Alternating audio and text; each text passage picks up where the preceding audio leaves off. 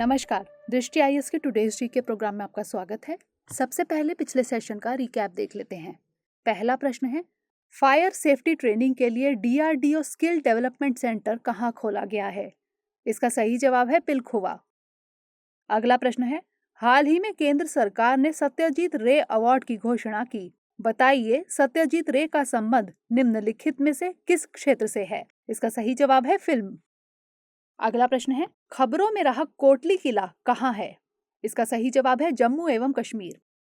अगला प्रश्न है, हाल ही में किस राज्य ने मुख्यमंत्री सक्षम सुरक्षा योजना की घोषणा की है? इसका सही जवाब है उत्तर प्रदेश। अगला प्रश्न है, बिहार बजट 2021-22 में सबसे ज्यादा आवंटन निम्नलिखित में से किस क्षेत्र में किया गया है? इसका सही जवाब है शिक्षा।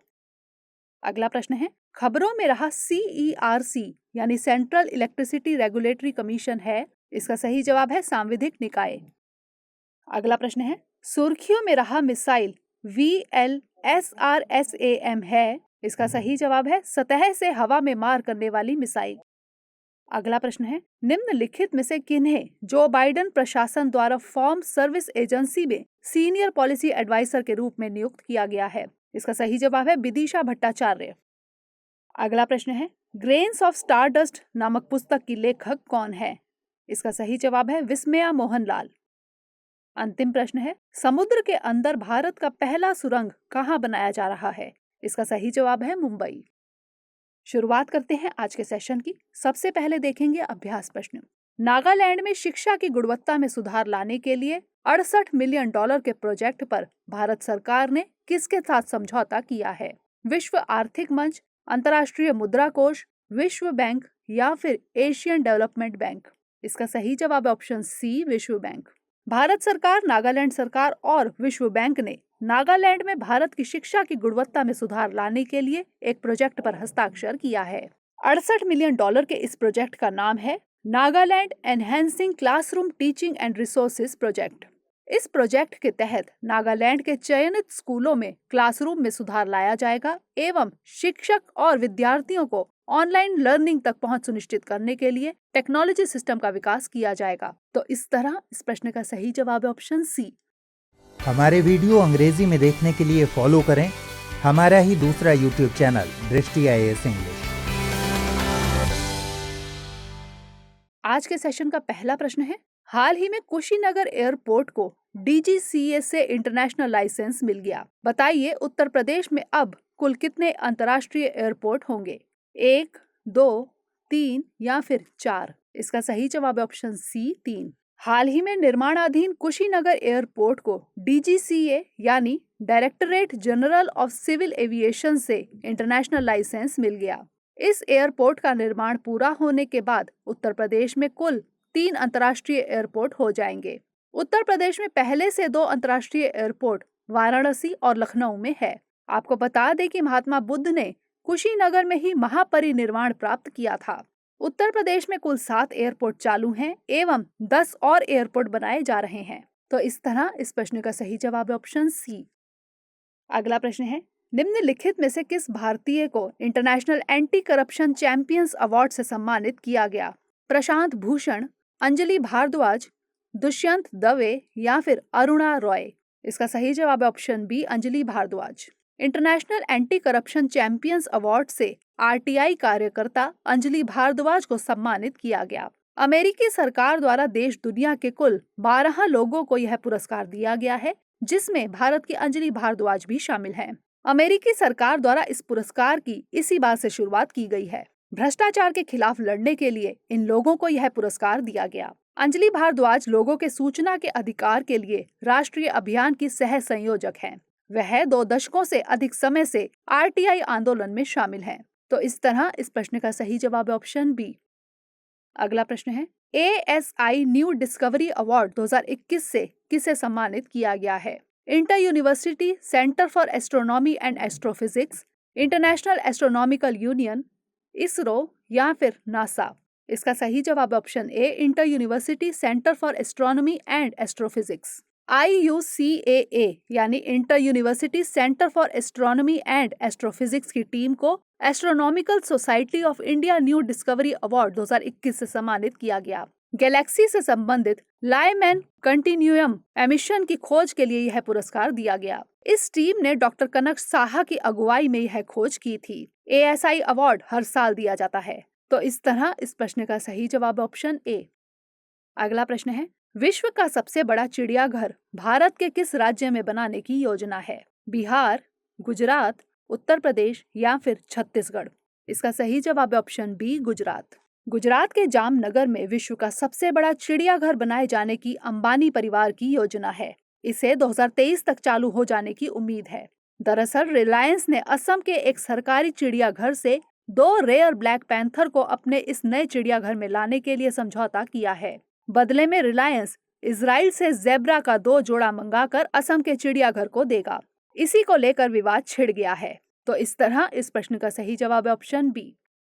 अगला प्रश्न है, अफ्रीका का पहला देश कौन है जिसके साथ भारत ने CECPA पर हस्ताक्षर किया है? मोरक्को, लीबिया, मॉरिशस या फिर मिस्र? इसका सही जवाब है ऑप्शन सी, मॉरिशस। भारत और मॉरिशस के बीच CECPA यानी comprehensive economic cooperation and partnership agreement यानी व्यापक आर्थिक सहयोग और साझेदारी समझौते पर हस्ताक्षर किए गए।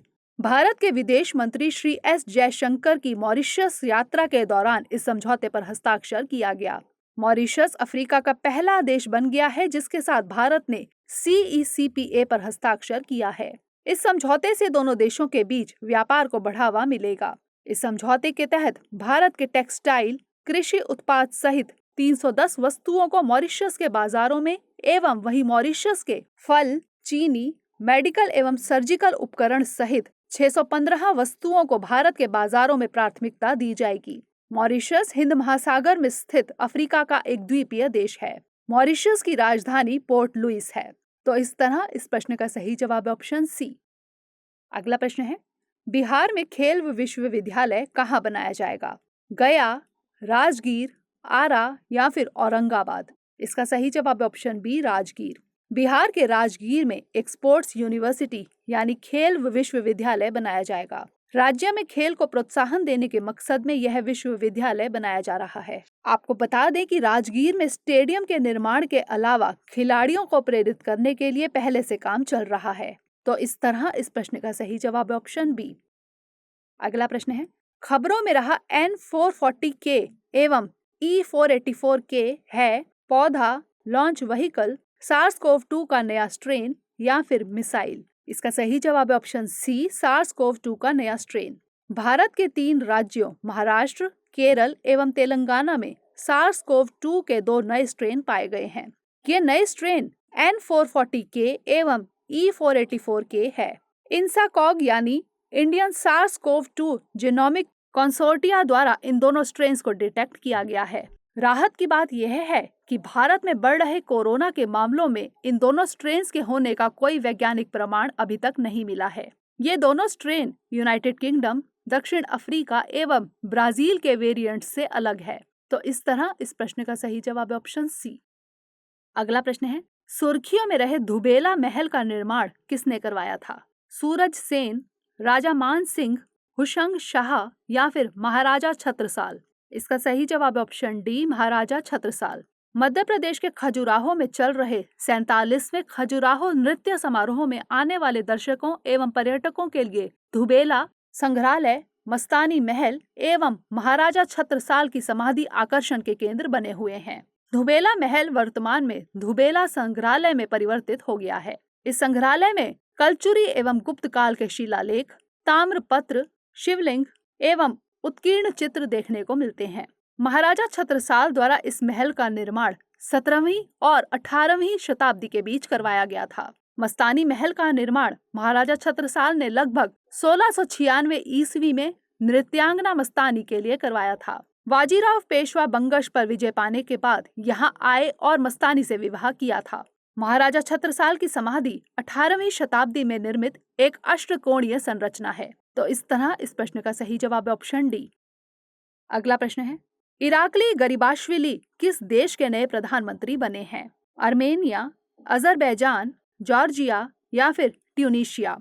इसका सही जवाब है ऑप्शन सी, जॉर्जिया। जॉर्जिया इस समय राजनीतिक संकट से गुजर रहा है। प्रदर्शनकारी जॉर्जिया के संसद के सामने टेंट लगाकर देश के मुख्य विपक्षी नेता निका मेलिया की गिरफ्तारी का विरोध कर रहे हैं। दरअसल 2019 में देश में हुए विरोध के दौरान हिंसा भड़काने का आरोप लगा था एवं कोर्ट ने उन्हें गिरफ्तार करने का आदेश दिया था।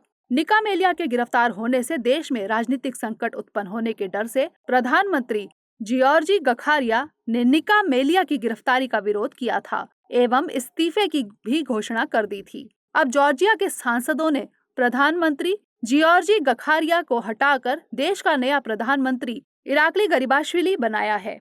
जॉर्जिया काला सागर के पूर्वी तट पर स्थित है। यह सोवियत संघ का हिस्सा भी रहा था।